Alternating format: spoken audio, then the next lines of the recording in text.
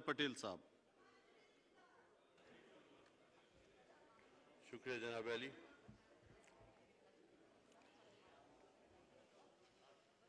Sir, सबसे पहले तो मैं अपनी स्पीच में कहूंगा कि आप लोगों ने घबराना बिल्कुल नहीं है। बस घबराना नहीं, मेरी तकरीर सुनिएगा, बातचीत जो मैं करूं। सर, प्राइवेटाइजेशन हमेशा से एक अहम इशू रहा।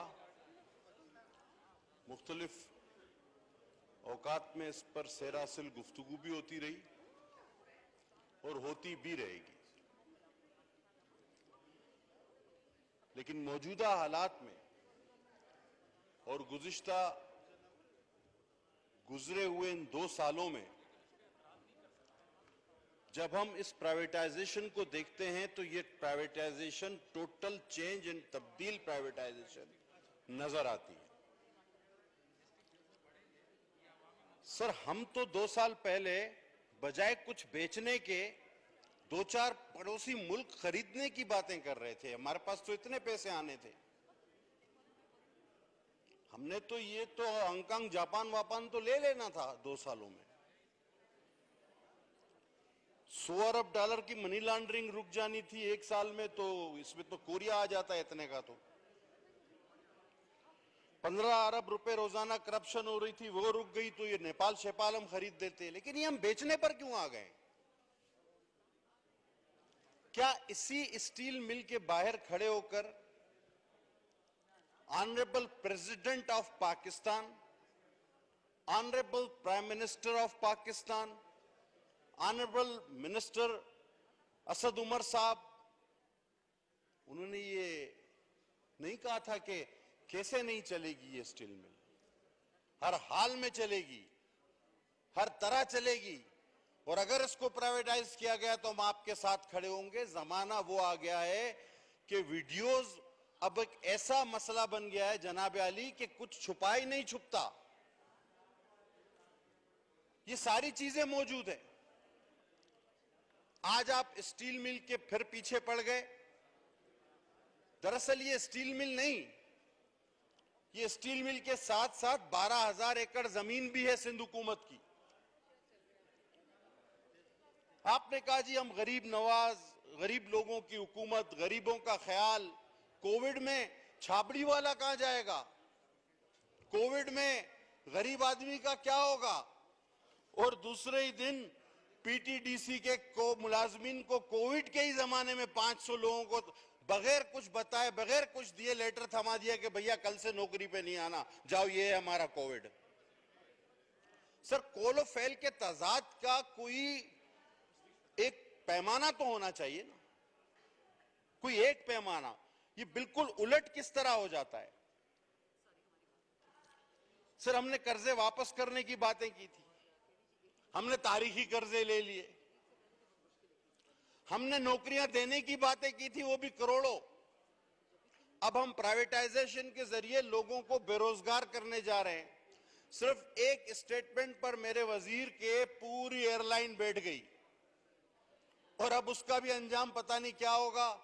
यकीनन वही होगा जो इस मुल्क का 2 सालों में हुआ है। अब पीटीडीसी के भी सयाह गाह हैं सर काफी,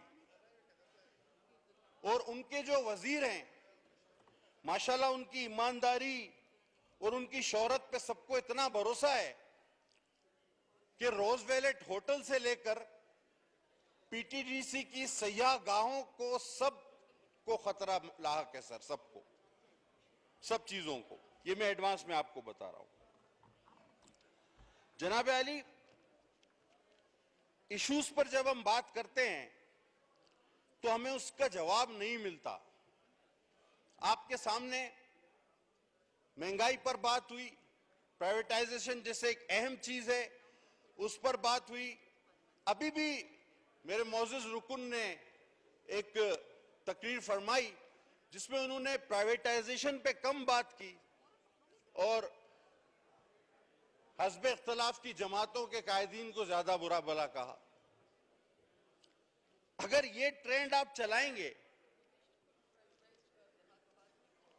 तो सर फिर इसका हुकूमत को नुकसान होगा, अपोजिशन को बहुत कम, बल्कि नहीं होगा।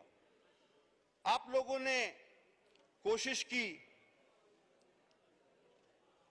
कि हर चीज को फोकस किया जाए। मसला यहां पाकिस्तान का, FATF का, आलमी बरादरी का हो, लेकिन आप कहते हैं कि जी वो कराची में देखो क्या हो रहा है। हर चीज को आप कराची से जोड़ रहे हैं, सिंध से जोड़ रहे हैं, उसकी कारकर्दगी से कीड़े निकाल रहे हैं। मेरे भाई, ये पाकिस्तान की कौमी असेंबली है। मैं सर आज भी देख रहा हूं कि 10 साल की रिकॉर्ड बारिश कराची में हुई, 10 साल के बाद 86 मिलीमीटर, और पूरे पाकिस्तान में हुई। हर जगह की वीडियोस हैं, हर जगह गाड़ियां तैर रही हैं। मेरे 14 MNA कराची से पाकिस्तान तहरीक इंसाफ के हैं, 14 आउट ऑफ 21। उनको 15-15 करोड़ रुपए भी आपने दिए। आपके 4 इत्यादि MQM के भी हैं, उनको भी आपने 15-15 करोड़ दिए। चले हम 3 पीपल्स पार्टी वालों को ना दिए, लेकिन मुझे ये नहीं पता कि इन मेरे MNAs ने ये 15-15 करोड़ रुपए अपने अपने इलाकों में सीवरेज के निजाम पर लगाए हैं या नहीं लगाए। कराची एक मिनी पाकिस्तान है सर। 3.5 करोड़ लोग हर माह एक मोहतात अंदाजे के मुताबिक 50,000 लोग आकर सेटल होते हैं वहां। वो एक मिनी पाकिस्तान है। और जब हमारे चेयरमैन ने कहा, और चूंकि आपको उनकी उर्दू पे भी एतराज रहता है, और जब वो अंग्रेजी में बात करें तो कहते हैं यार ये तो पाकिस्तान है, ये तो अंग्रेजी में क्यों बोलता है। तो उन्होंने कहा कि जब ज्यादा बारिश होती है तो पानी ज्यादा आता है, तो इसमें कोई गलत बात नहीं थी। लेकिन आपने उसका एक मजाक उड़ाया। अगर मजाक उड़ाने पर हम आ जाएं तो आपने ऑक्सीजन रात को निकालनी शुरू कर दी थी दरख्तों से, तो लोग रात को वॉक करने चले गए। एक एक चीज अगर मैं गिनवाना शुरू करूं, कहा जी बिजली क्यों महंगी हो रही, का मलेशिया से पाम ऑयल महंगा आ रहा है, नहीं आ रहा है इसलिए बिजली को पाम ऑयल से जोड़ दिया। सर आपने दुनिया के नक्शे जो हिला दिए, आपने जर्मनी जापान मिला दिया। मैं किस किस बात पर जाऊं, लेकिन मेरे ख्याल में ये मौजू फिर कभी सही। सर अभी के इलेक्ट्रिक में हैरान था एक मुजाहरा देखकर कि पूरी हुकूमत असेंबली के बाहर, पूरी हुकूमत वो केई के खिलाफ मुजाहरा कर रही है। मैंने हुकूमत की इतनी बड़ी वज़रा की तादाद और उनके इत्तेहादी एक छोटे से इदारे जिसको मुशर्रफ दौर में इत्तेहादियों ने मिलकर प्राइवेटाइज कराया, उसके खिलाफ मुजाहरा कर रहे थे। कोई एक्शन नहीं ले रहे थे, कोई एक्शन नहीं ले रहे थे। और गुज़िश्ता बरस जितने लोग बारिशों में जान से गए, आज तक उनका कोई हिसाब नहीं हुआ। और इस बार फिर लोग जान से जा रहे हैं। लोग पानी में डूब के नहीं मरते सर, लोग पानी में करंट की वजह से मर जाते हैं। और आप ट्वीट किए जाएं सर, अगर हमने प्राइवेटाइज करना है और अगर हालात इतने खराब हैं,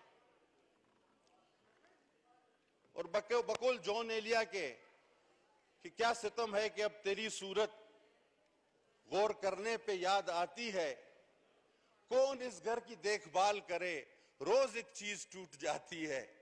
तो सर फिर पूरा मुल्क ही एक साथ प्राइवेटाइज कर दे, ये तो बड़ा अच्छा फिर आपको दाम मिल सकता है। हम तो मुल्क खरीदना चाहते थे ना, लेकिन अब हम उस नहज पे आ गए हैं कि शायद हमें मुल्क बेचने पड़े। जनाब अली आगे चलिए।